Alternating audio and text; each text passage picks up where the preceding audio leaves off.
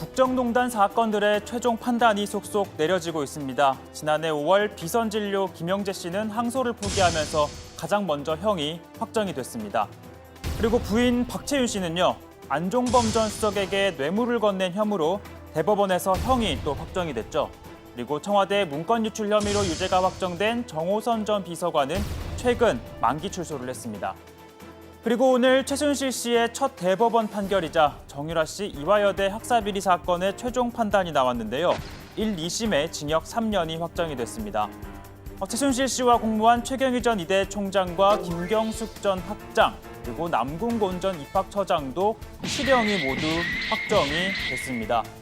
최순실 씨와 최경희 전 총장 등은 이대 체육특기자 전형에 응시한 정유라를 합격시키기 위해서 면접위원 등에게 압력을 가한 혐의를 받고 있습니다. 면접위원들한테는 수험생 중에서 국가대표 단복 입은 학생들이 있는데 이 중에서 메달리스트들이 있으니까 면접평가에 반영하라 이렇게 말씀을 드린 거고요. 네, 이렇게 입학을 한 후에는 정유라 씨가 수업에 나오지 않거나 또 과제물을 내지 않았음에도 정상적인 학점을 주는 등 특혜를 주고 학사 업무를 방해했습니다. 출석했습니까? 안 했어요. 시험 봤습니까? 안 봤어요. 레포트 냈습니까? 안 냈어요. 근데 어떻게 학점이 부여됩니까? 김경숙 학장의 지시를 받고 정유라 학생의 학점이 관리될 수 있도록 시간 강사들한테까지 연락을 했다라고 증언한 교수가 있는 거 아십니까? 물론 정유라 씨가 제출한 과제물도 있었습니다. 마장마술의 말 조정법이라는 레포트의 한 부분인데요. 해도 안 되는 망할 XX들에게 쓰는 수법. 웬만하면 비추함. 구보는 3절 운동이다. 마음속에 메트로놈 하나 다 놓고 달그닥 쿡 하면 된다. 이런 표현이 있습니다.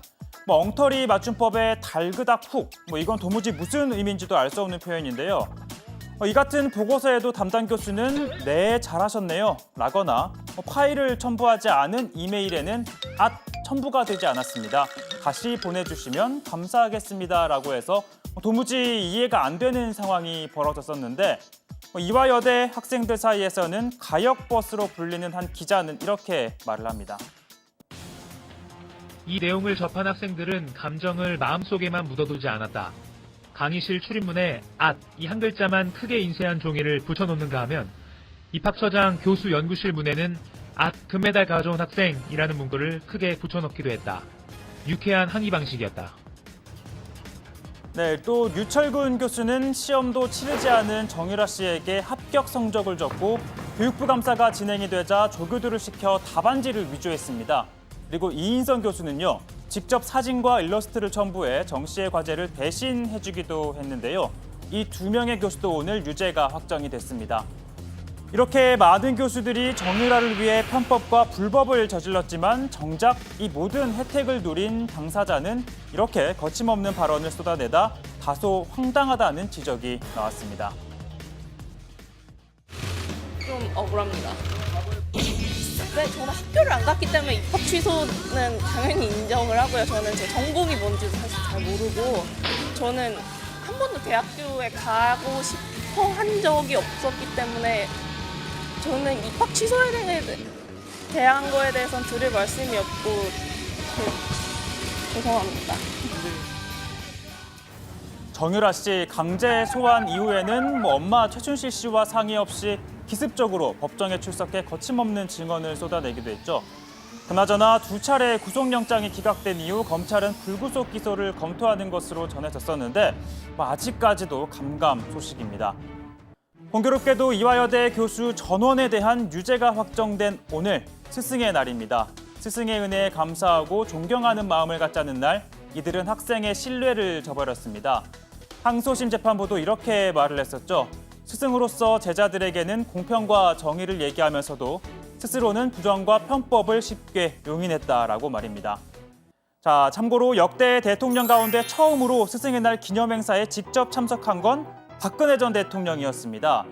선생님들이 존경받는 사회 분위기를 만들고 무너진 교권을 바로 세우는 등 지원을 아끼지 않겠다고 했었는데요. 사실 박 전 대통령도 한때는 교사가 꿈이었다고 합니다. 반갑습니다. 안녕하셨어요.